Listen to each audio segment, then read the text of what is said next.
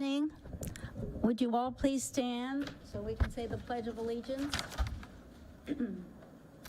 I pledge allegiance to the flag of the United States of America and to the republic for which it stands, one nation, under God, indivisible, with liberty and justice for all. Good evening. My name is Patricia Jameson, and I am the president of the League of Women Voters of Queen Anne's County. Welcome, and thank you for participating in this pre-election forum for primary candidates for the at-large vacancies for the Board of Education. The League of Women Voters is a nonpartisan organization whose membership is open to anyone at least 16 years of age, and we also take men, even though it's called League of Women. And we do have some members who are men. Our league, which has been active since 2002, supports the belief that democracy works best when voters make informed decisions. And forums such as this is one way to do that. The league also publishes the Voters Guide, and I think you all were given one. It's really a valuable resource for everyone because it has information about both the local and state candidates. Excuse me. To learn more about our local league, go to our website, League of Women Voters, lwvqac.org. We thank the chair of our forum committee, Mary Campbell, who's sitting up front. She's also going to be one of the timers, for her leadership in planning this forum. And as I said at the previous forum, Mary was one of the founders of the league back in 2002, and she's been active ever since. I think we need to give her a hand. And thanks to Queen Anne County TV for filming and producing this event. They are so great. It's really, we're very fortunate to have Queen Anne County TV here in our county, believe me.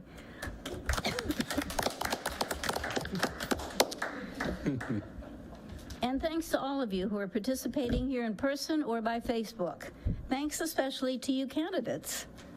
You're welcome. For your willingness to serve our community and for being part of our forum this evening. At this time, I would like to turn things over to Barbara Sharkey, who is the moderator and who will introduce the candidates. Barbara? Thank you, Pat. So this forum is being videotaped and also live streamed by Queen Anne's County TV to the QACTV Facebook page and QAC.org/live, and also to League of Women Voters of Queen Anne's County's Facebook page. Please silence your phones and any other devices you may have with you. So this is a forum for the at-large seat on the Board of Education, which is a nonpartisan position. When you vote, you will be asked to vote for one of the 4 candidates on the ballot.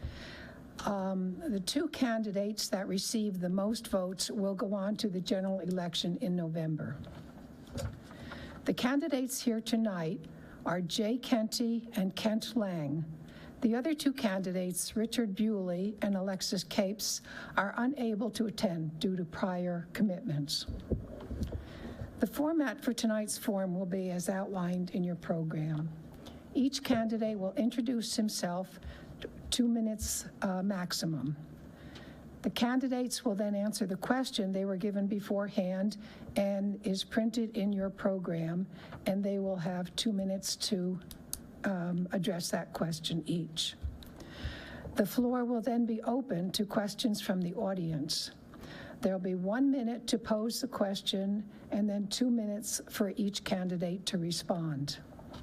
And then they will conclude with closing remarks from each candidate, which will last 1.5 minutes each. So we anticipate the forum will conclude by 8 o'clock. Our timers, Mary Campbell and Gina Crook, are sitting in the front row with signs to give 15-second warnings and then a stop. Mary, show it to everybody else too, because that's going, when you come up to ask a question, that will apply to you as well. And I ask you please to hold your applause until the end of the forum. Okay, so on to the forum. The candidates have drawn numbers and to see who goes first. And they will now introduce themselves. And Jay Kenty pulled number 1. So Jay, 2 minutes to give an introduction of yourself. Thank you so very much, Barbara, if that's okay. Yes. So here we go. You may wonder why, at nearly age 70, do I want to do this? Well, I'm a retired educator. I spent 32 years in public education in Prince George's County. I taught in an environment very similar to what many of the teachers in Queen Anne's County teach. That is close to home. My wife went to High Point High School. I coached my one brother-in-law in football. I taught my other brother-in-law and had siblings of many men and women with whom I was raised. Why? Why work a second job? 28 of those 32 years. Why coach? 22 of those 32 years. Because I loved doing what I was doing. It wasn't for the money. I knew I was valued. I knew I was respected. That in and of itself is what drives teachers to do what they do. They want to know that what they do is valued and that they are respected. We had a Board of Education that did the very, very best they could, sometimes under extremely tight budgets, to give us what we needed to survive economically. That's not happening in this county right now. It is not happening, and what you are starting to see is a hemorrhage of the lifeblood of this county, which is teachers in years 1 through 7. That's the lifeblood of a school. They are the young ones from whom the mid-level and senior level career teachers are drawn. Your administrators, your department chairs, your curriculum specialists, reading specialists, coaches, 15 seconds and counting. Mark my words, this contract that's coming right now is a crossroads for public education in Queen Anne's County. Thank you, Jay. Yes, ma'am. Kent, your turn. Hello, I'm Kent Lang. Thank you all for having me tonight also. So I grew up in Delaware and attended University of Delaware, where I studied history. And a little over 18 years ago, because we just had our anniversary. See, I remembered. We moved here. My wife's family is originally from Queen Anne's County, and she got a job as an educator here in Queen Anne's County because she wanted to come back to where her roots were. And so we moved here. And it's a beautiful place. It's a lovely place. That's what we always hear, and why a lot of people have also come here. I have experience in that I worked for a private nonprofit after we got married that worked with adjudicated and at-risk youth in the education system and adventure education. So I taught adventure education, some in alternative schools and some in outdoor programming, including out on the Chesapeake Bay. Spent time working for Camp Pacomath, where we actually met when we were really young, and and worked there later in life here, running camp programs, managing them on multiple levels at different times, creating new curriculums for programs that we had, and also spent time as a substitute teacher when my wife was pregnant with our twins, who are students here in Queen Anne's County, going to be big 5th graders. And so I spent time substitute teaching in this county to fill in the blocks of time that I would have coming up. And now I actually work across the bridge in the cemetery. I operate a cemetery and work in the funeral industry. So it's a little bit of a change there. But, you know, getting onto the board is really important to me because we need to make some changes to keep our teachers, to keep our high quality of education that we have all come to know in Queen Anne's County. Thank you, Kent.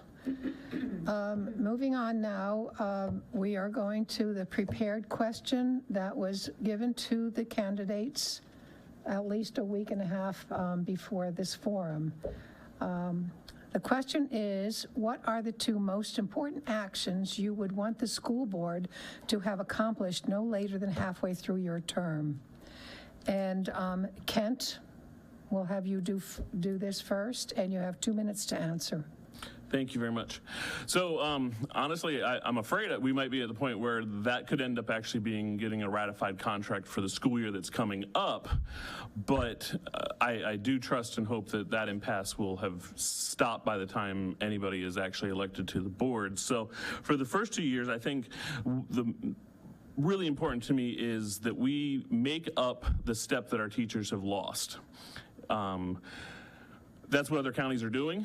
They have made up that step. If we leave this county, they're gonna make up that step, so it doesn't give teachers a lot of incentive to stay here when I can go to another county and catch that up. And so the step is that incremental increase in salary. And so it's not just one of those things that people don't always realize that, oh, okay, well, you just didn't get it this year. It stays with them the rest of their careers, that they're always working from behind in that increase in pay. So it's not just, oh, well, you lost $500 this year. It stays with them the entire time. They're always behind on that income. And for an industry in which a lot of your supplies you are required to bring for 25 other people, not getting raises and income increases really isn't fair. So I'd really like us to make up that step for our teachers that have lost that in the past. And with the number that have left, it should be well within this county's budget to accomplish that. And then the second part is that I really want to see us enhance our CTE programs, make them even better, make better tie-ins with our community members so that when our students graduate, they either can go into that workforce already set up with maybe at the actual employer that they've worked with in high school on a grander scale than any of them are now, or if they go off to college, that they actually come back because they have the relationship with our employers, be it in the technical industry, be it in the office industry, that they can take those and come back to Queen Anne's County to continue to make our communities awesome. Great, thank you. Jay, would you like to answer that question? Before you begin timing me, if those of you in this audience have not figured out that Kent Lang and I are two peas in the same pod, let me dispel any misgivings you may have had. It's a good thing it's not a debate because it would be a really boring one. Really. So, with that said, Kent and I both have a vested interest in the future of education in Queen Anne's County. Our 4 children graduated from Queen Anne County Public Schools. They were the beneficiaries of dedicated teachers, administrators, coaches, counselors. To a great degree, they are where they are today due to the concerted efforts of those people. Our son currently teaches at Queen Anne County High School. Our grandson will be a middle school student next year at Mattapique Middle. Kent's wife teaches in this county. We want to see education succeed. I'm going to give you just some hard numbers here. Dr. Salins, in 2 editions of Bay Times, stated that you can expect a 7% turnover rate. Well, yeah, you can. Probably not unusual. However, I dare say that those numbers are probably low. I heard from a gentleman Tuesday evening, well, gosh, teachers in Queen Anne's County make $72,000 a year on the average. No, they don't. That is the median. What's a median? Take the teacher salary scale, go to dead center, and there it is. That number, if you average every teacher and the salaries of all those teachers totaled up, that's much closer to the low end of 60 than it is to 72. Teachers, about 15% of the teachers in Queen Anne's County, slightly more actually, are in their first 5 years of teaching. Do you realize, look at the salary schedule, they're locked in at somewhere between $47,000 and $54,000 a year. Try surviving as a single person on that kind of money in this county at an 8.7 rate of inflation. I think you can see why the lifeblood of the schools are thinking very seriously of jumping ship. Thank you, Jay. You're welcome. So now we turn to audience questions. If anyone has a question, they should come up to the microphone to present their question. Questions should be addressed to both candidates. The questioner should identify him or herself before posing the question and tell where he or she lives. The questioner has 1 minute to pose the question, and then the candidates each have 1.5 minutes to respond. Please be aware of the timers. Mary and Gina, I know they'll be behind you, but they will signal you that you've reached the end of the 1 minute you have to ask your question. We ask that you do not use this as an opportunity to address specific personal situations, but rather ask questions of more general interest to the public. Public exchanges such as this, and I know that I don't really have to say this, but I'm going to anyway. It works best with a high level of civility and decorum is observed, and I know that none of you will abuse that. Anyway, at approximately 7:45, we'll have one more question from the audience, and then at 7:50, the candidates will both do their closing statements. And so let's go on to the audience questions. Anybody have any questions? No questions. Holy mackerel, Kent, this is just like a classroom. Nobody wants to raise their hand. Well, Who's going to be first? okay. That'll be the hardest question that there Here it ever was comes. created because she Oh, just Lord. volunteered. Well, first of all, thank you for running. I'm Elaine McNeil. I live in Centerville, and I was a teacher for 27 years in this county, and actually a little longer if you count other locations. Loved every minute of it, but I agree with what you've said so far about the salaries. It's the top level that brings that average up, makes it look a whole different number for everybody.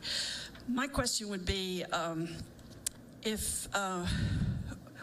how would you take into consideration the needs of the county and the needs of the students? Like in your role as Board of Ed member, how would you kind of handle that? Because I sort of feel, and I hope not to seem to explain here, but when I listen to the board, sometimes I think they think their job is to sort of save the county money instead of create the better education for kids. And how would you balance that, and how would you deal with the county commissioners, I guess? Thank you. Kent, you can go first on this answer. Okay.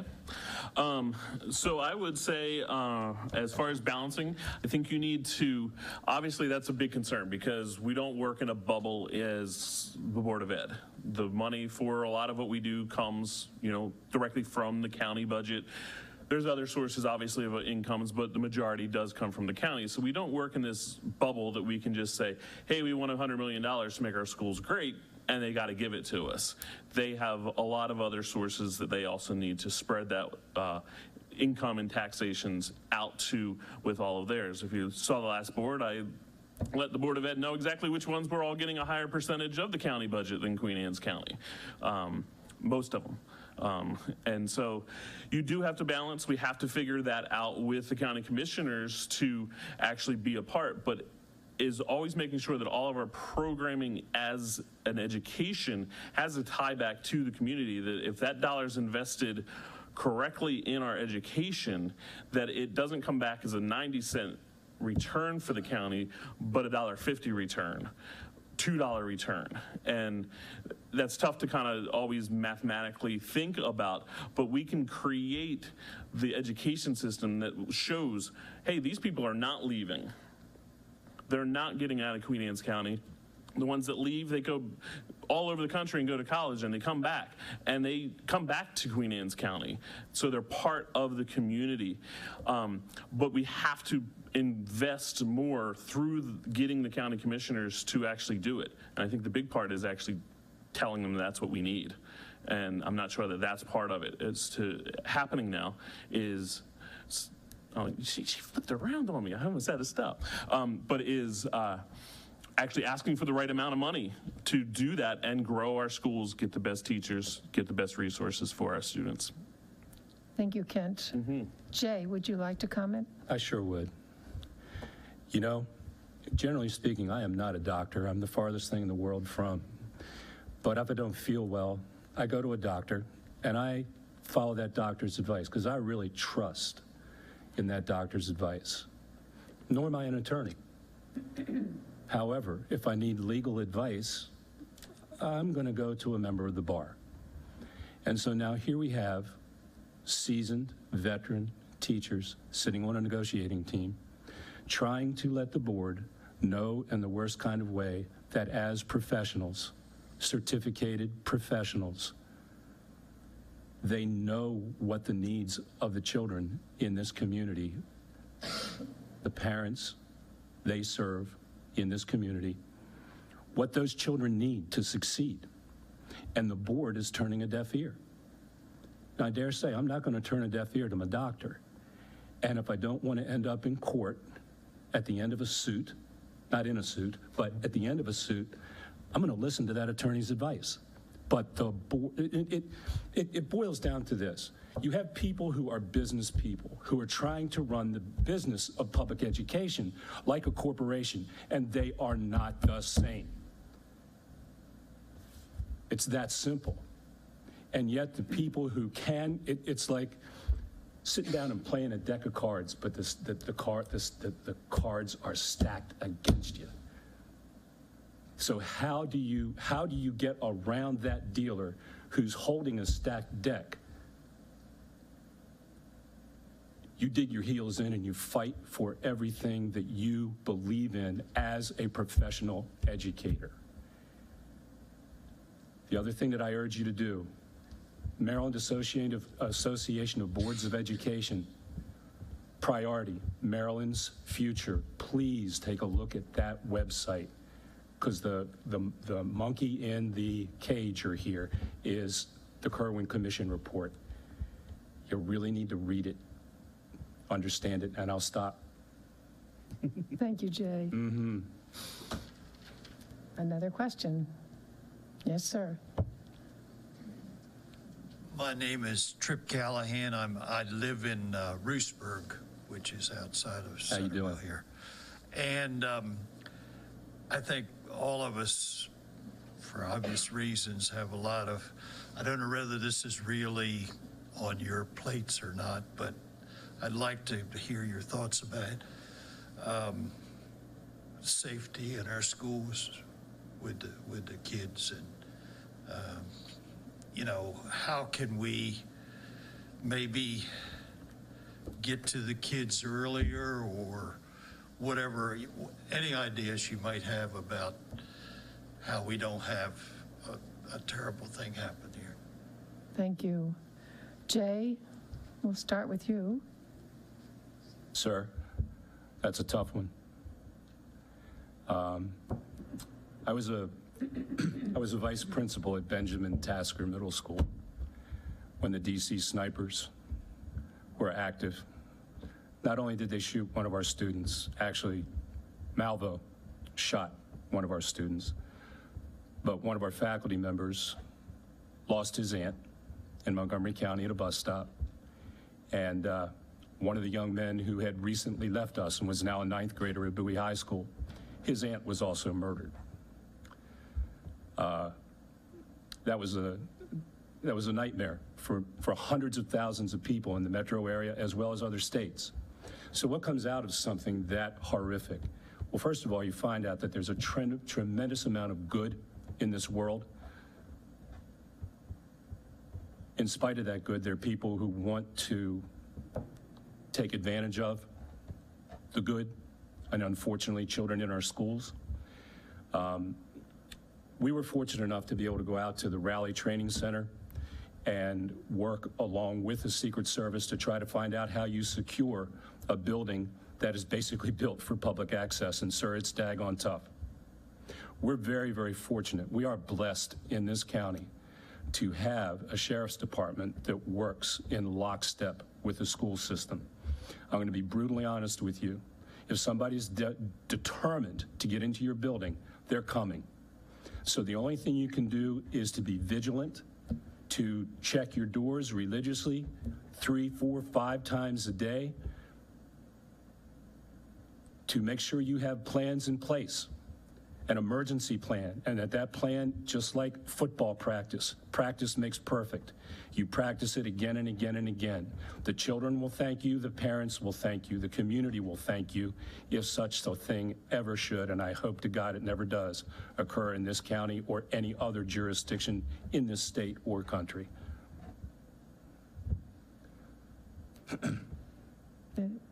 Thank you, Jay. Kent, would you like to respond? Yes, I would. Thank you for that question, Mr. Callahan. So safety, for me, it goes back. I'm kind of a young enough and in it enough that I was a freshman in college when Columbine happened. My wife was still in high school, so I'm watching this on TV as that first broke. And I always go back to Columbine happening as that turning point where it wasn't the first, but I think we can mostly all agree what we know as school shootings today started with that. And there was fear. I'm 18 years old and I'm worried about my girlfriend in another state that's not even at that school. And it carried forward, you know, through different times. I think about that all the time when school shootings happen, because my wife before and now my wife and kids are in those schools. So it's not just a, hey, I'm going to keep kids safe. I have real vested interest in my own personal life of keeping those kids and my wife and my friends who are the teachers safe. So I think a few things need to happen, and even in this county, as good as our sheriff does with things, is that we need to be drilling it more. Not necessarily with our students. We need to keep our teachers up to date. I think we've had some time away with COVID away and trying to fit all these things in that unfortunately we all get a little bit really focused after school shootings happen, just like we do lots of things we get really focused on after an event, but then we wane off of it and then we focus again when something else.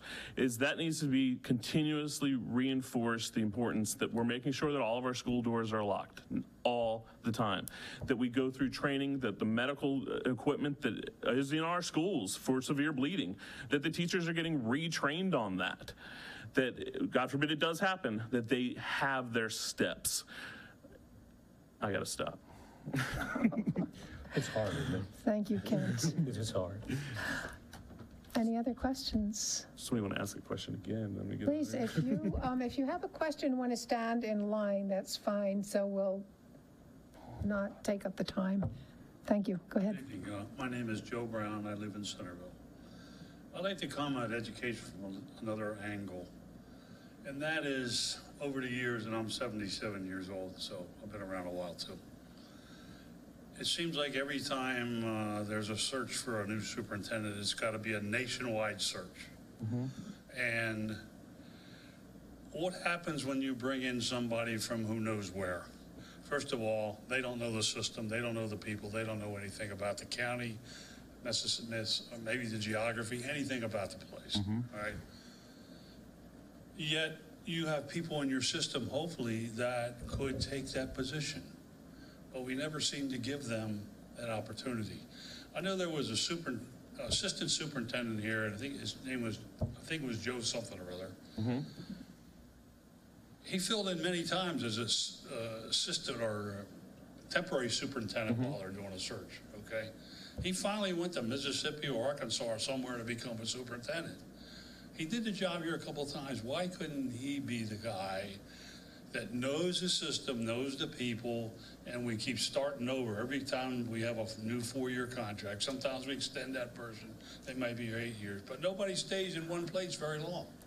And we're always starting over. So I'd like to hear your comments about why we always seem to take that approach, even here in this county. Thank you. Kent, would you like to start with this? Yeah, I've been in this county long enough. I've seen 4 superintendents now. So to that effect of how often that they've changed, that is problematic because it creates, anytime that top changes, we create some type of chaos below. Chaos is not always bad, but it creates chaos down below. And it's not always good either. So I would say, obviously not being part of the committees that made decisions to after retirement to hire, to let go, to hire, to like not being part of their internal discussions. But my understanding from those would be that we went from a retirement to somebody that was in the county, and lots of different political reasons and opinions and thoughts as to why the county people felt that we needed to move on from Dr. Williamson. And we went outside the county. We'd seen a lot of in-county time between Dr. Sadusky, Dr. Williamson, who had been our assistant superintendent. And my personal thought is that they looked for somebody that was outside to bring something new to the county. Could be wrong on that. Dr. Paluski is the gentleman you were talking about. And my personal understanding, this is nothing official because I don't know for sure, but I believe at the time of hiring, there was potential that he was not fully licensed and have enough credits and such to be the full-time superintendent. If I'm wrong on that, feel free to email me, correct me, but there was something where he wasn't necessarily fully up there from my outside understanding. So he couldn't have necessarily been there. Went from the outside again with this latest hire of Dr. Salins. And again, I think it's creating the change is why.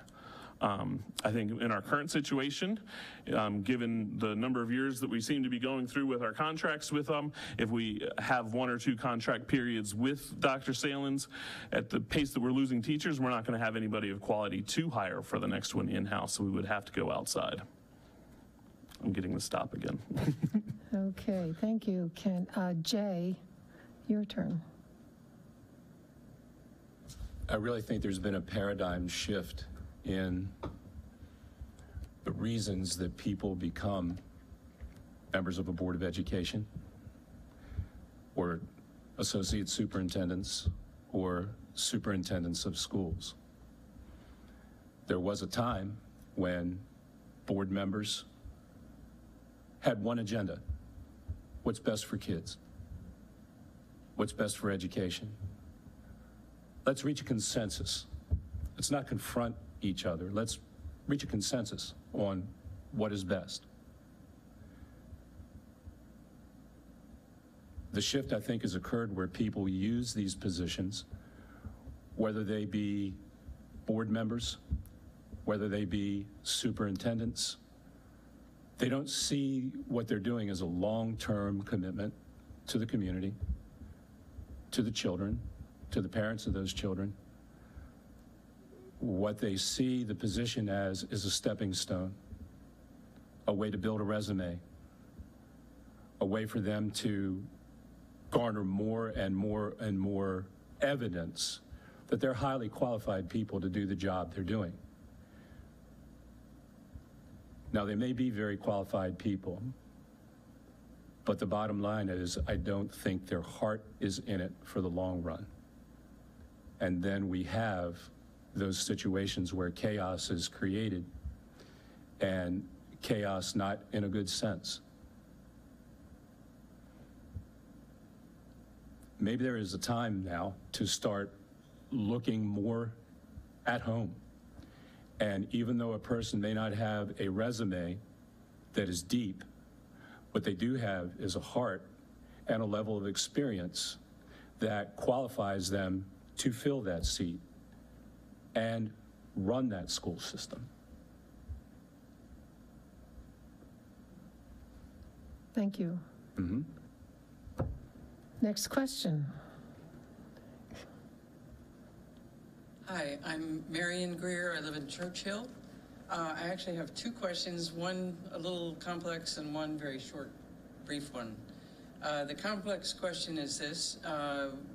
Jay, you mentioned the Kerwin Commission. Could you both give a brief explanation in your short 2-minute answer time on the challenges of that at this point in time? And the very short question is, whoever does not win the nomination, would you commit to supporting whoever does win the nomination for this position? And I hope that the other candidates who are not here tonight would also think about that question. Good question. Thank you. Jay, Why don't you answer the second question first? I'm going to time them separately. So you'll get 2 minutes for each question. All right. Because otherwise, Well, the second question answers the first. Let's start with the Kerwin Commission. All right. Sitting, I guess, in OMB in Annapolis is the goose that is supposed to have laid the golden egg. It's called the Education Trust Fund. Within that Education Trust Fund are hundreds of millions of dollars that are supposed to be dedicated to public education in the state of Maryland. That goose has laid a rotten egg. Only a very small percentage of the money in that Education Trust Fund, as of 2023, 100% of those monies are supposed to be dedicated to the schools, in public schools in the state of Maryland. So I would ask our delegates, our senators, who's been asleep at the wheel in Annapolis? Because I'm not a legislator. Never wanted to be, never intend to be. But why hasn't that money found its way? The Kerwin Commission states very, very clearly, if that Education Trust Fund is not used to fund the recommendations in Maryland's blueprint for the future, well, there's no future for the blueprint. You know, you can't rob Peter to pay Paul. And the Education Trust Fund has become, for the state of Maryland, the legislature, what Social Security has become for Congress in Washington, a cookie jar. So, we talk about a hemorrhage of teachers. What about the hemorrhage of funds that are sitting in the fund that are supposed to support the Kerwin Commission? Don't have an answer for you there. That's one I'd address to our legislators. Thank you, Jay. Why don't we let Kent comment on the Kerwin Commission, and then we'll take the other question as a separate one. That's okay. So Kerwin's a super complex item of legislation, and I think purposefully so, because government loves that chaos, that ignorance of the voters, that ignorance of the readers. If it's law is not fun to read, you know. Tom Clancy did not write the Kerwin Commission for a reason. And so when you get down to the nitty gritty parts of what do we really need to do with Kerwin is Queen Anne's right now is nowhere close to what Kerwin is going to expect of us. So I think the question might be a little premature to be worrying too much on Kerwin, other than the fact of there's going to be a oh no moment when the state really cracks down and starts saying, hey, this is law now, get it together. And now our numbers don't incrementally need to go up in our expenditures and our preparation and being able to service the students the way that Kerwin does. If Kerwin's great or if Kerwin's bad, it's still law. It's still what's going to be the expectation of us. And so we need to get on board now because it's going to go. It's coming. And we're going to have a huge increase, a huge oh no moments for what's going to happen there, because we sat around here and are like, we're not going to worry about doing anything now to, you know, bring the teacher salaries up, because that's all part of Kerwin, where we need to have teacher salaries, what we need to have in our buildings, universal pre-K. Well, we'll get to that when Kerwin makes us. It's too late then. It's too late then. And I wouldn't blame the county commissioners for their part of saying, where the heck you been? We're not ready for this ourselves. But as you say, we need to blame the legislatures, the school board in the past for not banging on the door and saying, hey, where's this money? How's we going to use it? And be ready for it. Thank you, Kent. Mm-hmm. So the second part of your question, Marion, would you repeat it again, please? Yeah, it was simply, Can you come up here so the audience can hear also? The televised audience. for the record. With 4 candidates for this position. My question is, one person is going to win this nomination, this seat, and my question is, will the rest of you, obviously I can't, the others, but will you support whoever is the nominee? Thank you. Whoever is the candidate? Okay, thank you. Kent, would you like to answer that? I will. I think, well, one, I'll accept the results if that's the way it goes, and that's not always popular. But the second part to the supporting, I find it a little difficult to fully answer that, given I don't know a lot of the other two candidates' platform. I don't know what they're going to do. In the support of, will I still show up and speak at board meetings? Yep. Will I still try to look out for the best part for our students? Yep. Will I still try to look out for the best part of our teachers? Yep. But I can't just blindly say, I can support whoever wins this, because like anything, if I disagree with where they fundamentally are, which I fundamentally disagree with members of the current board on issues, I can't blindly say that I'll support whoever does win just because they are the winner. I'll hold them accountable. Thank you, Kent. Jay? Ditto. In other words, I can tell you unequivocally that if Kent wins, my first question would be, what can I do to help you, young man? I said, we're peas in the same pod. It's like you have a guard here, you have a guard here, and we have one goal: move that line forward. And the people that we're trying to move forward, regardless of who wins, are the teachers of this county, because what's good for teachers is good for children. I learned long ago from a very wise mentor, Jay, when you are dealing with children, you always err on the side of caution. So what's good for teachers is good for children, and good for the parents of the community who support public education. I totally agree with Kent. If the mindset of whoever could win is the same mindset of those members of the board who are dead set against negotiating fairly and equitably and in good faith with the teachers of this county, then I will be before the board once again commenting, but not in support of those individuals, in support of the teachers in this county. That's it. Thank you. Another question?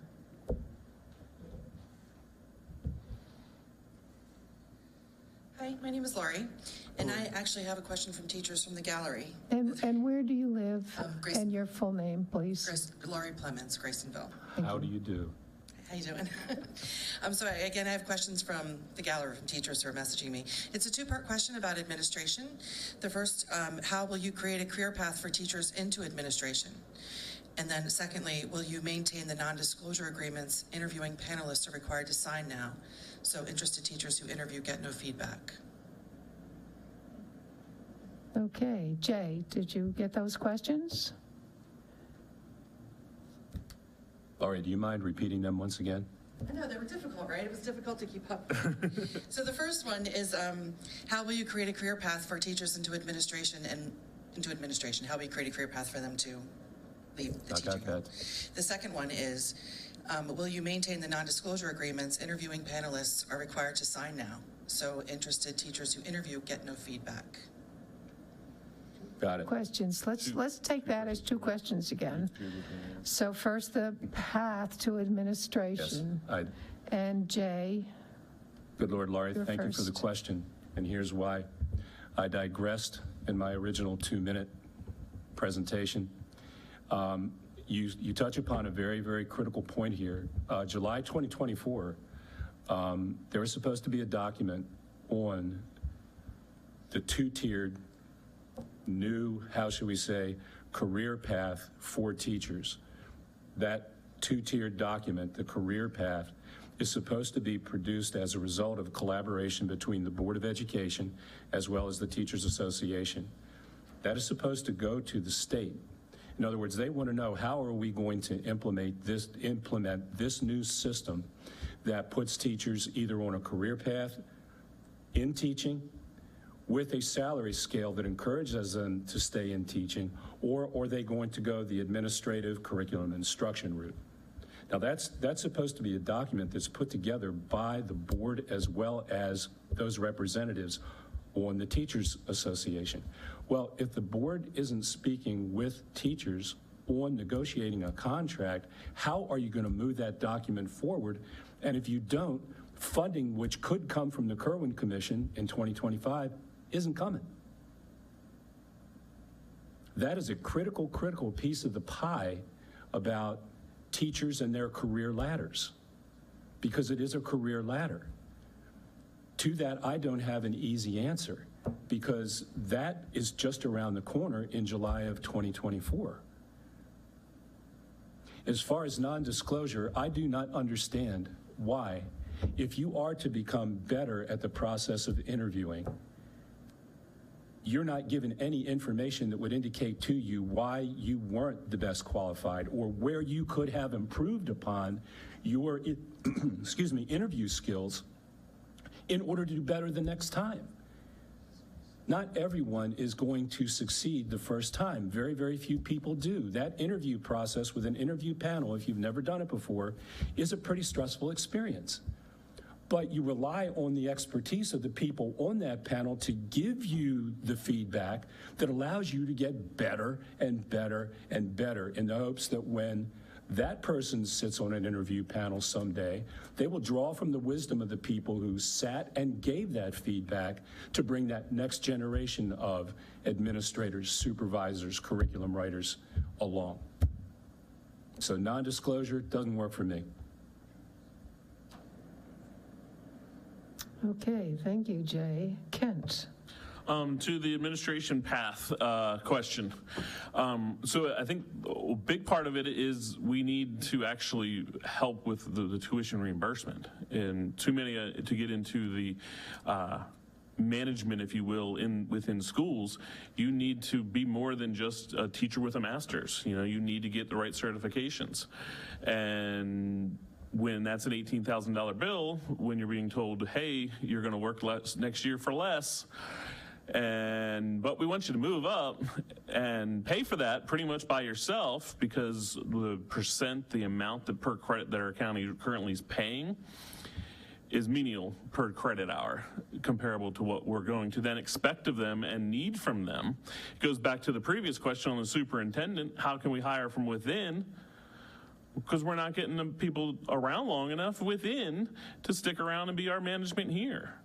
They're not here. They're not going to be here as we're going forward as it is. So there won't be people that are, ready to be and we want to be, because they're going to take those management skills when they get them elsewhere. They're going to go someplace else that's, paying for that certification, because they want people who are invested in their county and their schools to actually stick around, not be, oh my gosh, they might take my job. Good.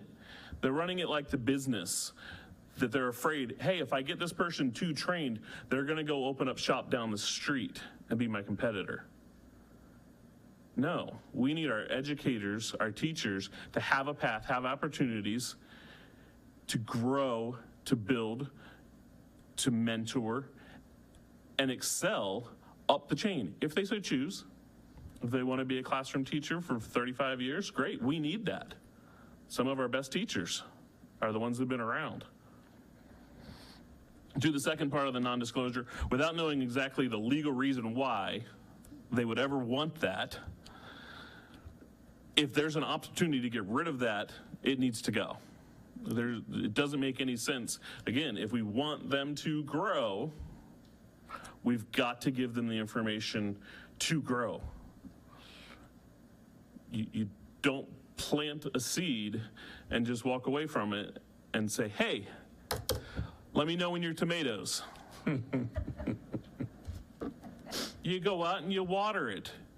You might talk to it. I know I sure as heck do in my garden. You prune it. You keep the weeds away from it. You spray it with something and keep the bugs away from it. You keep it from getting out of your garden by going all over the place and going to other districts. like our teachers, are doing because they're being supported to grow. So if the non-disclosure is a hazard to knowing how could I actually, become a principal, what do I need to do better to, actually get hired as a principal, so we don't need to not have principals, because eventually that we'll run out of them, then that needs to go. Thank you, Kent. Another question.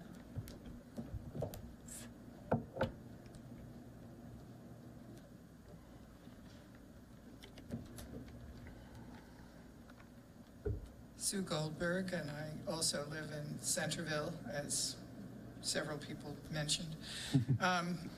I'm interested in your ideas about what the Board of Ed can do to help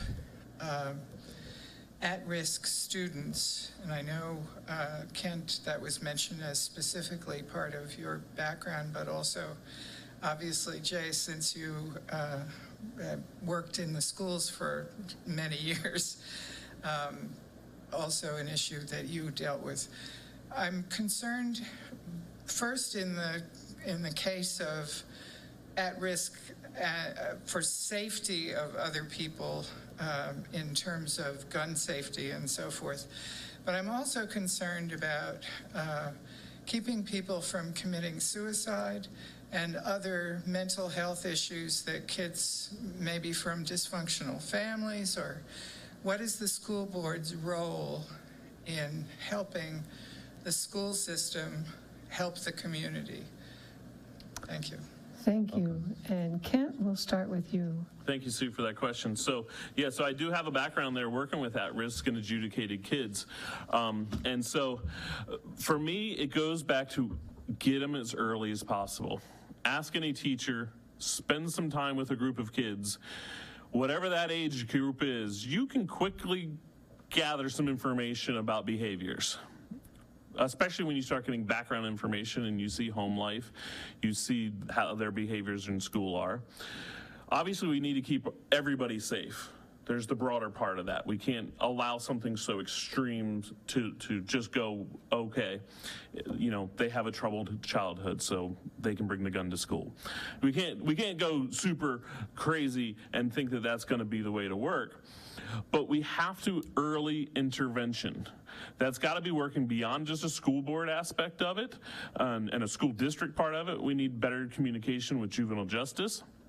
We need better communication with our mental health providers here in the county and on the Eastern Shore. One of the really nice things, if anybody caught that big headline recently, was, well, there's been a lot, don't get me wrong, but one of the things that Congress did pass recently was their gun legislation. But tucked into that, so regardless of what you think on the gun side of that, was a boatload of money for mental health in the schools. And we need to tap into that as early and as often as possible, because that's the key. They're having the mental health, which is going to lead to other things. We need to find the support with those issues of mental health, poverty. If you're hungry, how many people in here have never been hangry? It means you ate really well every day, all day. Behaviors coincide. Feed a kid and suddenly they're a different kid. So we need to work with that. The Board of Ed is a very important role on each one of those to set up and allow the programs to run to support those students. Thank you, Kent. Jay? Tremendously complex issue because it deals with, how should we say, some of the less attractive aspects of our society on many levels. Couldn't agree with Kent more in that early intervention is there comes a point at which the streets will own a child. Went to too many funerals for some of my high school age guys. It was guys primarily. At what point do you lose a child? Reading literacy. Those programs that at a very, very early age enable a child How did Ben Carson get to where he is?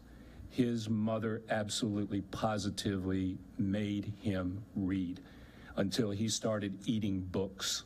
He would rather read than go out and play on the streets and get caught up in the thug life.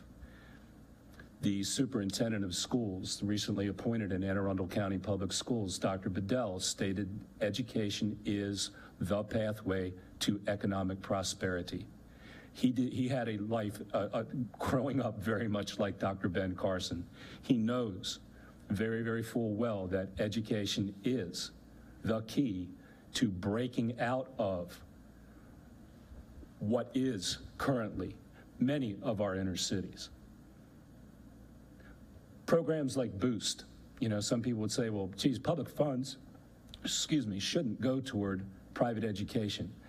I would hazard to say, with all due respect, that some of those leaders that are going to come back into those communities are those young men and young women who benefited from a Boost program to get them out of an inner city school into a school where they could succeed and excel. But literacy, so help me, Hannah, if you can't read, you are going to be hamstrung for the rest of your life. Thank you, Jay. Any other questions from the audience?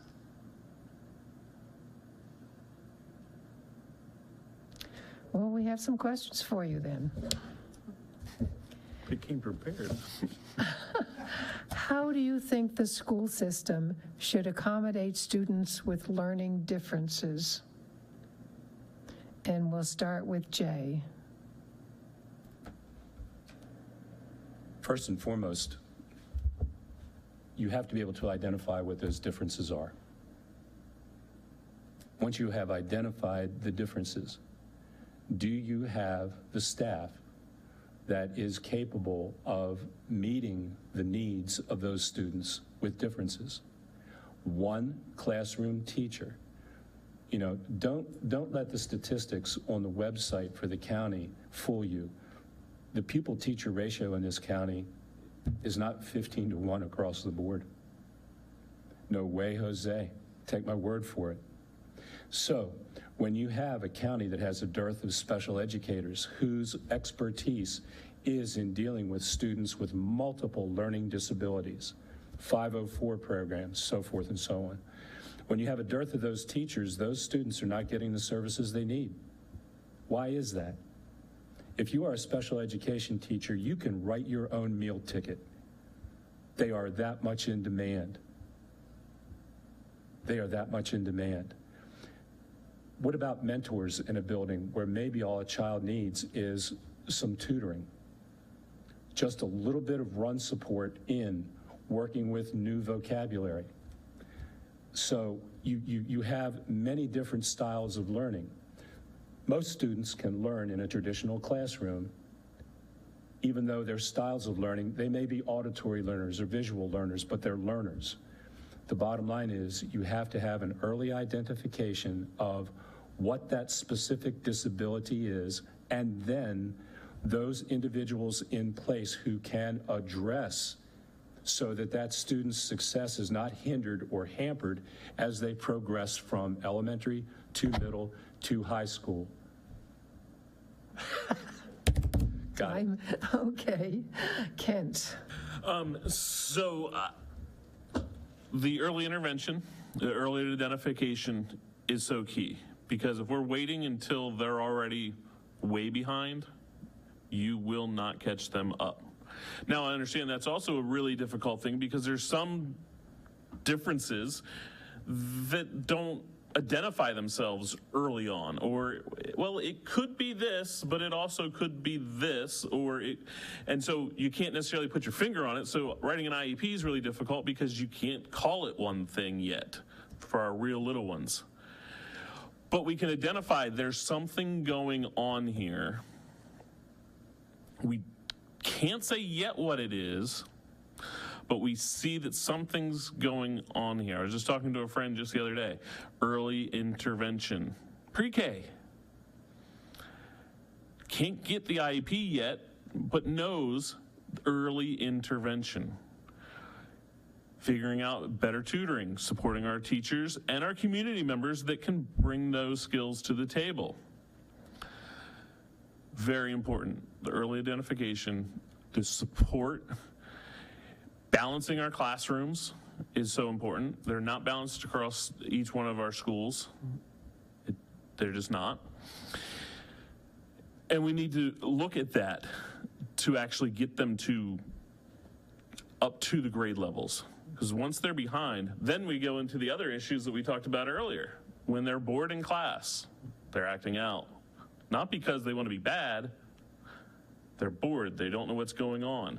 They need the assistance early, often, and reaching them in every way possible. Thank you, Kent. Anybody other questions? Well, believe it or not, I have another one. And we're going to start with Kent. How would you educate students to become good citizens by teaching them to understand and analyze all sides of an issue? Kent.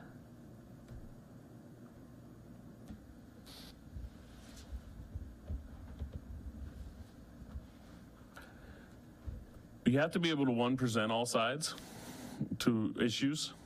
So we have to make sure that our classrooms are open, safe environments that we can actually talk about all issues that need discussed to allow that education to happen.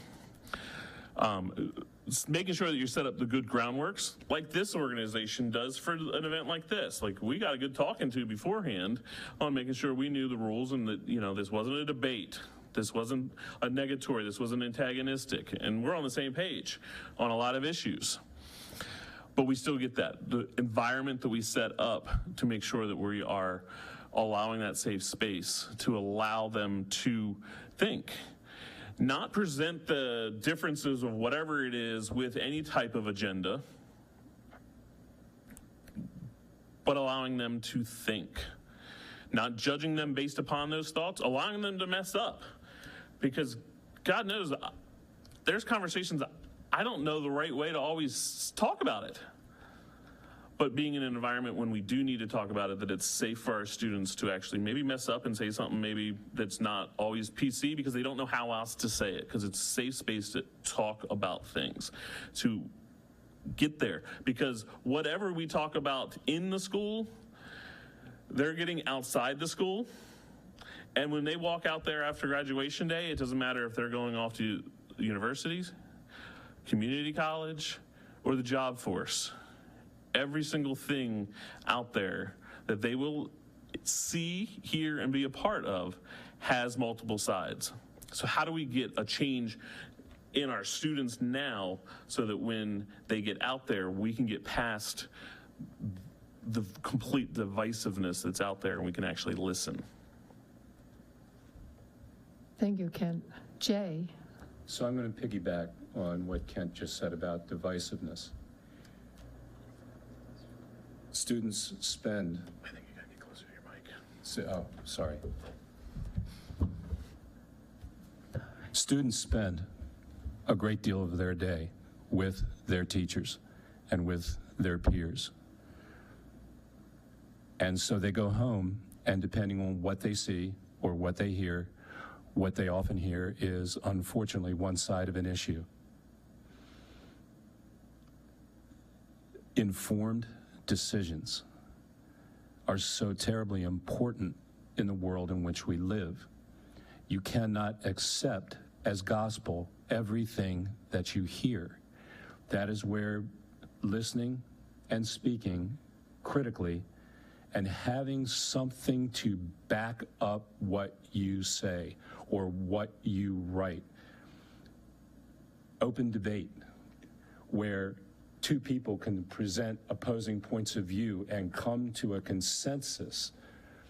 Sometimes what students really need to see is, what's that like? If they've never seen it, it's nice to be able to have them sit down and say, here is what people having a really polite discussion about some really divergent viewpoints are like. And then we want to mirror that in our class so that we can talk about things that are probably not really, how should we say, very comfortable for us, but things that we need to talk about because they are issues that affect us in society. And those kids are our future. If there's to be a change in the way in which business is conducted, they are the agents of change. Their teachers and the classrooms in which they expose them are the vehicles for that change. It's close, wasn't it? Oh, okay, thank you. Maybe we need to check that. All right. Their timer's a little weird. Other questions? I think she has another. Okay, well, believe it or not, I still have some. So the next question, and this will go to Jay first. Do you believe being on the Queen Anne's County Board of Education means you will have the power to make critical changes to the state curriculum program? For example, with regard to how history is taught in the Queen Anne's County schools, and if students will learn about segregation and the civil rights movement. Jay. Well, I'm glad you asked that question. Don't start timing me yet. I need to get my thoughts. Okay? Pushing 70. I'm a little slow on the draw here, okay? Here you go. I was very fortunate to teach in a county where somebody asked me the other night, well, what do you think about critical race theory? And I said, well, what's the big deal? I said, do you realize that I kind of look at critical race theory as indoctrination? I'm an educator. Once an educator, always an educator. I was able to teach in an environment where our history and English literature periods were taught in parallel. So students were able to see what in the historic context produced this sort of commentary in literature, poetry, whatever the case might be. Then we got up to the Civil War and Plessy versus Ferguson, where there was a nearly unanimous decision on the Supreme Court that said separate but equals equal. Can you imagine? And separate but equal is inherently unequal. Well, that came quite a few years later. And yet, landmark Supreme Court decisions all the way along the way. Shelley v. Kramer in housing, Brown v. Board of Education, Harper versus the Virginia Board of Elections, shot down poll taxes. Heart of Atlanta Motel versus the United States said you can't bar people from coming into a motel simply because of their color. Students understood that there was a history of racism in this county, but oh, by the way, there's also a book called Bury My Heart at Wounded Knee. Let's talk about that. The systematic elimination of many of the Native American tribes from this country.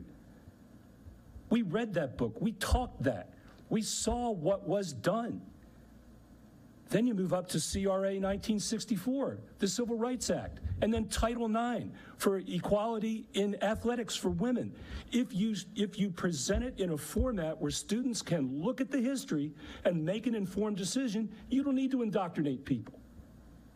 You don't need to. I rest my case. Thank you. Kent. So I believe the question was, do we believe that by being on this board that we'll have the power to change what the state's curriculum is? And no, I don't. Like, we have a limited ability to do that. The state does dictate a lot of that. Now, does that mean that we shouldn't on boards if there's something, whatever it is, that's being removed or added to a curriculum? Not one, either find out other opportunities to properly address what's being removed from a curriculum? Yes, we should.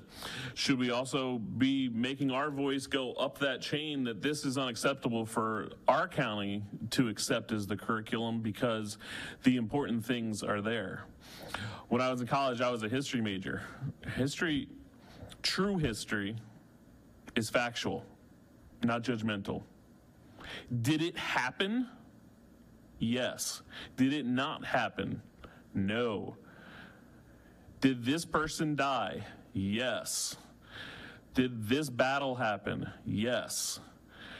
When you get into the offsides of true history, that's when you get into your science parts of history, your poli-sci, where you get to make the judgmental parts of, well, why was this happening? What did this? Was that a good thing to have happened? Was that a bad thing to have happened? But the factual parts of history, we can never fully remove from our curriculums. Be it for civil rights, be it for segregation, be it for you pick the topic, they have to be part of that. And if the state is coming down trying to remove major parts that make us our diverse society, then one, we need to again find the other opportunities to make sure that we are still educating on them. Test be darned. And two, that we're also going up that chain and saying, this is unacceptable curriculum. We need to make a change. Thank you. Mm-hmm. Still no questions? Okay, well, believe it or not, I have another one. What will you do, and this goes to Kent first, if elected, to ensure that no group feels that their children are not getting equitable opportunities in their education? If elected, no group will feel they are not getting equitable, right? You want, if elected, to ensure that no group feels that their children are not getting equitable opportunities in their education. Well, I think it's one of the issues that we have with the board setup now is there's not enough listening. So the first thing we got to do is listen to actually hear that that's a problem, if it's a problem, which it is a problem in our county. So we need to figure out ways to fight to make that equity happen. Equity doesn't mean handouts. It doesn't mean putting one side down to make sure that the others. But if you don't have the ability, say, to financially afford the internet in this county, or that we can't get it down our road, then we need to be, as a board, fighting to make sure that that happens. Too many of our students need the internet, and this isn't about homeschooling, this isn't about closing our schools and doing lessons, this is just about actually taking the work that they need in our classrooms and being able to do something at home. How can we have a discussion on something at school if when they get home they cannot do any research? We don't have the Encyclopedia Britannica in everybody's house anymore. It's all online. So they can't go take that next step and critically think in their home. Yeah, we got the public library. We got great library in this county. But it doesn't mean that we have the car to get there. It doesn't mean that that family's involved enough or the schedule allows for them to meet those hours. So we have to always, one, listen so we can identify where inequities are and then figure out, well, how do we correct them? Because they're not all the same. So we can't just blanketly be like, oh, we're going to do this and all possible inequities are going to be fixed. But we want every single one of our students to feel valued, important, and have the ability to walk out of those doors at graduation and do amazing things with their lives. Thank you, Kent. Jay.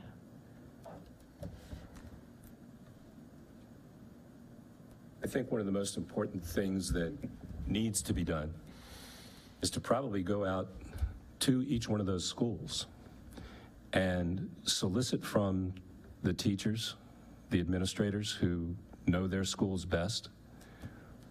What do you need? Where do you see issues that, first of all, can be addressed involving equity? And sometimes equity and equality are not always the same thing. It's not always 50-50, but sometimes there's this top-down perception that, oh, we know best what's for those children, what is best for those children. We know best what is best for those schools. When, in fact, if you just go out and solicit from the people who are working in there on a daily basis, might be able to give you a pretty good perspective on what those greatest needs for those students who may be underserved are. There's a key component of that, how should we say, dialogue, and that is the folks in the community. You know, there are leaders within those communities who communicate often with the people sometimes going to those leaders, and sometimes it's a matter of reaching out to the churches, reaching out to the community centers. What do you have in place at your community center that might enable students to get here, to get onto the internet? Or do you have mentors who can work with students on reading? If we have specific lessons in place for these students that we have identified as being underserved, can the community center in some way, shape, or form provide some of that run support? So accessing those resources within the community, as well as your resources within the schools, those are great starting points. Great, thank you, Jay. So I think we have time for maybe one more question. Is there anyone who would like to ask a final question of the candidates? Well, here's one. I know somebody that will. And Jay, we're going to start with you. No problem. What exactly do you understand is the job or jobs of the Board of Education and its members?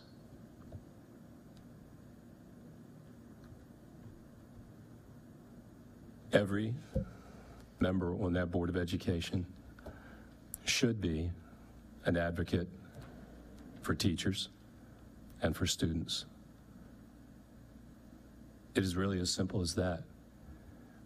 Those people who are sitting with you, whether it's in negotiations, whether it is at a board meeting, where they are trying to come to you and let you know what it is they need, not they specifically, but what they need to be able to deliver, still deliver one of the best public educations in the state of Maryland. Kent hit the nail on the head. Listen, I will tell you, I might have a lot of experience in education. I don't have all the answers, nor do I pretend to have all the answers. The people who are in the trenches day in and day out, they're the ones who have the answers if the board members as a whole, or at least as a voting majority, would just listen. And that's the disconnect right now. That's the disconnect. There is a chasm. How can you go from March to now and not have a contract? In my closing remarks, I want to share some statistics with you. They'll probably take up a good bit of those closing remarks, but it is food for thought for those of you who leave here tonight to go back out into your communities and share with those in your communities. Because it's critical information that a lot of people aren't really aware of. But boy, you want to talk about a hemorrhage, you'll see what I mean. Thank you, Jay. Mm-hmm. Kent. I think our main job as Board of Ed members would be to advocate for every aspect of Queen Anne's County Public Schools to be the absolute top notch that it can be. When I've been in management, I've presented a thought to a lot of my people that work for me on the part of, if the bar is here and we tell people to raise the bar, they're only going up to here. If we put it way down here, it's only coming up to here. That we want the bar to be so high that there's actually no more place for them to push it any higher. And as a board member, advocating in every manner possible to do that. So what does that look like? Making sure that we're banging on the doors of the county commissioners and saying, you know what, find us another nickel, so that we can get the best, the brightest, the most awesome teachers that we can present the most awesome facilities that we can create the most awesome facility or programs that we absolutely can for our students, that they won't have to worry about if something's equitable or not, because everybody just has greatness. We're missing that in Queen Anne's. We're missing that. It's a down here bar, so all we got to do is raise it a little bit and we're still down. That's not a knock on our teachers, that's not a knock on our students. It's just we've let the bar go down. It's time that we raise that bar up so that when we say we strive for excellence, that your future starts here, as our county says.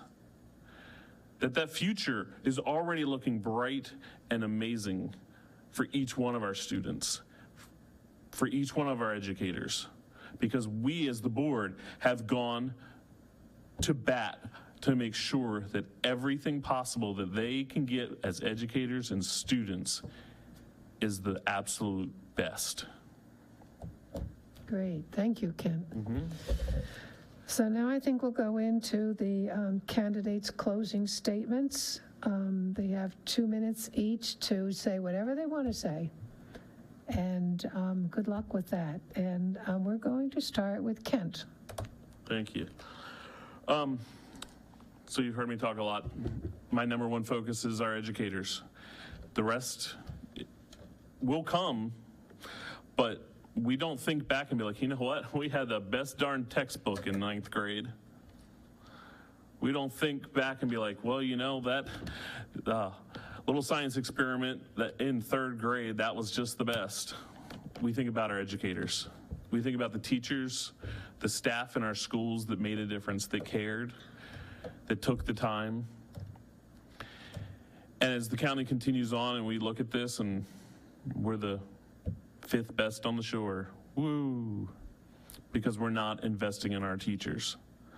We're gonna get the 5th best teacher, not the best teachers. Again, we have great teachers, but greatness leaves when they're underappreciated, when they're not taken care of. So if you're not taking care of our educators first, it doesn't matter what curriculum we've got. You've got somebody that can't teach, teaching it. It doesn't matter how much we work on with the sheriff to make the school safe. If we got the 5th best, we're not really looking out for our students.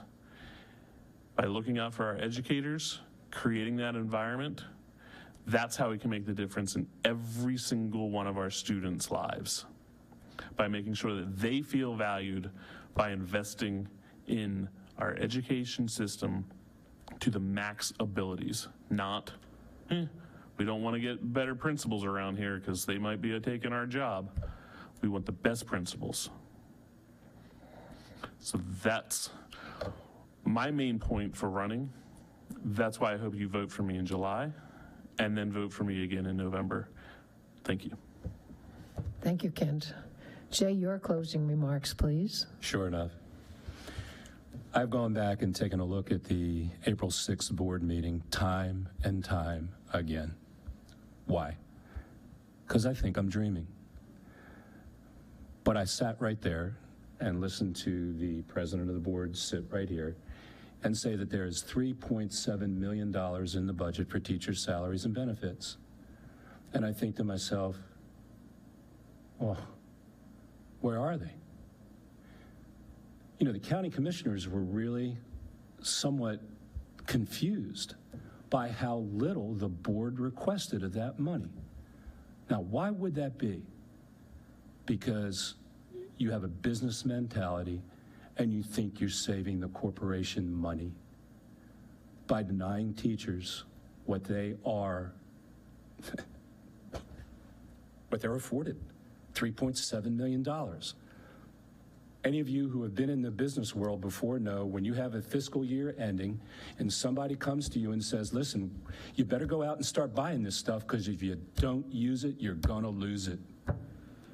So if the county commissioners get the impression that the Board of Education really doesn't need that amount of money for teachers' salaries and benefits, what do you think might happen next year if the same board members are sitting there? I'll leave you to answer that question. 15.5% of your teachers are within the first 5 years. Please take this information back with you to your community. The four-year colleges in the state of Maryland in 2020 graduated 2,009 Bachelor of Arts in Education students who had the potential to be teachers, assuming all of them became teachers, 2009. If there is a 7% turnover across the state, The 4 largest counties in this state, Anne Arundel, Montgomery, Prince George's, Howard, will, if they have a 7% turnover, pull or at least be able to offer jobs to 2/3, 1,407 vacancies is about 2/3 of 2009, which means there are very, very few people left to go around. Excuse me, for Queen Anne County, for the Lower Shore, for Western Maryland, for Central Maryland. Yeah, you might have a 7% turnover, but the real crux of this issue is there's nobody knocking at the door to fill the holes. That's pretty serious business, because the Kerwin Commission states very clearly that teachers should be teaching no more than 60% of their workday. If it's 7 hours, that means 2 hours and 20 minutes of planning time, yet the board wants to cut planning time. That's pretzel logic, inverted logic. It makes no sense, and it's in direct violation of the Kerwin Commission. So what are my closing remarks? The same as Kent's. I hope to see the two of us move forward to the gubernatorial. That way, any way you roll the dice, the teachers in this county do not lose. Done. Wow, thank you, Jay and Kent. Fantastic.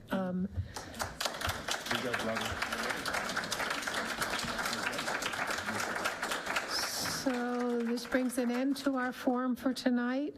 I want to thank you, candidates and audience, and especially Queen Anne's County TV for enabling lots of our residents to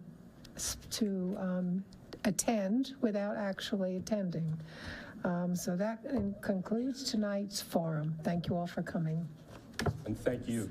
Yes. Thank you very, very much.